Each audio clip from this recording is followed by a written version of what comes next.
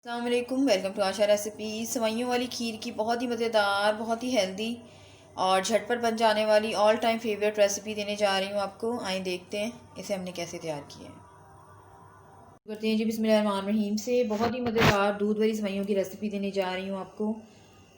1 cup मैंने सेवइयाँ ली हैं और ये मीडियम है, ना ये बहुत ज़्यादा बारीक है और ना ही ये बहुत ज़्यादा मोटी हैं।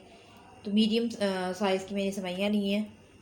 थोड़ा सा मैं इनको पहले भुनाई करूँगी, उसके बाद हम इसके अंदर जो है अपने इंग्रेडिएंट्स शामिल करेंगे और ये दूध में बनेंगी। भुनाई करें, थोड़ा सा इसको ब्राउन की तरफ लेके आएँ।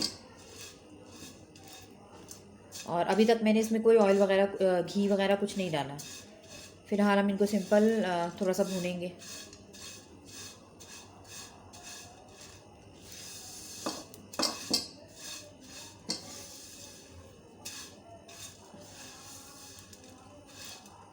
और जो मैंने दूध लिया है वो काफ़ी फुल फैट क्रीम मिल्क है, तो मैं कोई घी वगैरह यूज़ नहीं करूँगी। उसके अंदर से ही काफ़ी अच्छा सा फ़ैट निकल आएगा, तो इसलिए मैं कोई घी वगैरह यूज़ नहीं करूँगी। ये दूध में बनेंगी। आप चाहें तो आप इसको थोड़ा सा देसी घी में भी भून सकते हैं, लेकिन मैं कोई घी वगैरह यूज़ नहीं करूँगी। तो फ़िलहाल इसको भूने, गोल्डन सा कलर लेके आए इसका। सेवइयाँ थोड़ी सी गोल्डन होना शुरू हो गई हैं और 3 मैंने लिए हैं इलायचियाँ और मोटा मोटा सा मैंने इनको कूट लिया है बस। अब ये डाल दें साथ।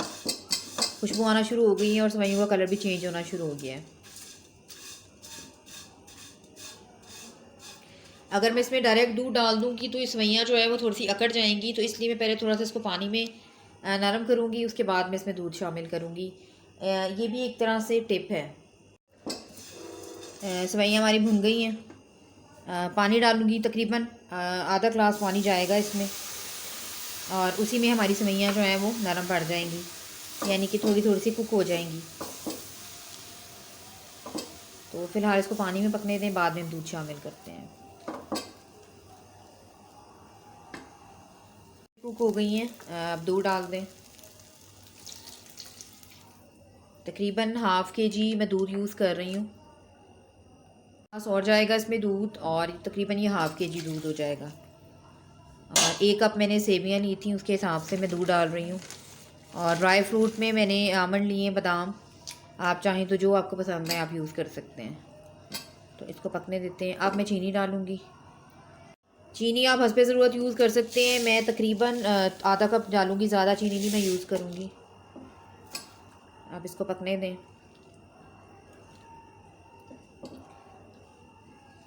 बहुत ही मज़ेदार और बहुत ही जल्दी बन जाने वाली ये सेवइयों वाली खीर है।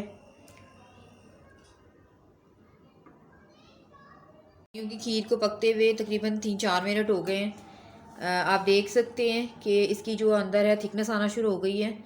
अच्छा, मैं इसको बहुत ज़्यादा थिक नहीं करूँगी, यानी कि अगर मैंने बहुत ज़्यादा इसको थिक कर दिया तो फिर ये बहुत ही ज़्यादा खोए की तरह बन जाएगी। तो हमने इसको खीर की तरह रखना है और ठंडी होने के बाद ये और ज़्यादा थिक हो जाती है। को पकते हुए 5-6 मिनट हो गए हैं और आप देख सकते हैं इसकी कंसिस्टेंसी थिक होने होती जा रही है हमारी खीर। मैं बहुत ज़्यादा इसको थिक नहीं करूँगी क्योंकि ठंडी होने के बाद ये और ज़्यादा थिक हो जाएगी। तो बस 1-2 मिनट और पकाएंगे और इसको डिश आउट कर लेंगे। और मीठा आप अपनी मर्ज़ी से कम ज़्यादा कर सकते हैं। तो 2 मिनट के लिए मैं इसको और पकाऊंगी, फिर आपको दिखाती हूँ।